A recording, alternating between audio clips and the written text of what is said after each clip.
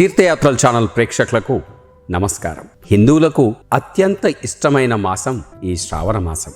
ఈ శ్రావణ మాసం నెల మొత్తం కూడా ప్రతిరోజు వివిధ దేవతామూర్తులకు అంకితం చేయబడింది.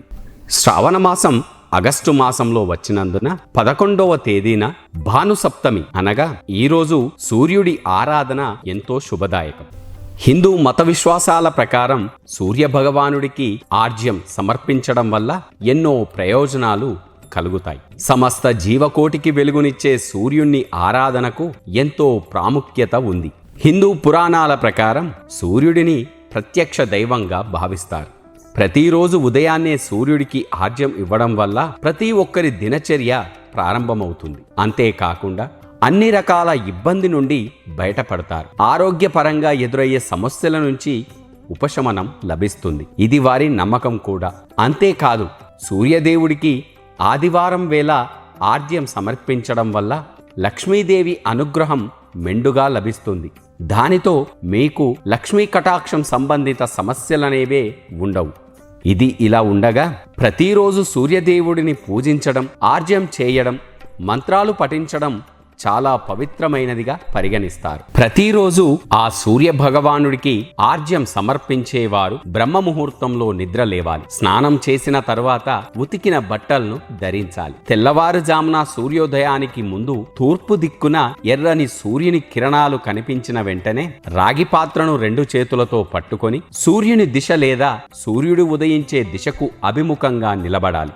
ఆ సూర్యునికి సమర్పించే నీరు నేలపై పడకుండా చూసుకోవాలి. ఇలా చేయడం వల్ల మీకు డబ్బు సమస్యలన్నీ తొలగిపోతాయి. సూర్యుడికి పవిత్రమైన నది ఒడ్డున నిలబడి లేదా సాగర తీరాన నీటిని సమర్పించవచ్చు. ఆ సూర్యుడికి నైవేద్యాన్ని ఇంట్లో ఉన్న పూల మొక్క లేదా శుభ్రమైన పాత్రపైన పడేలా చేయడంతో సూర్య భగవానుడికి ఆర్జ్యం సమర్పించవచ్చు. సూర్యునికి ఆర్జ్యజలం భూమిపై పడితే మీరు చేసిన ప్రయత్నం అంతా వృధా అవుతుంది. అందుకే అది నేరుగా నేలపై పడకూడదని గుర్తుంచుకోవాలి.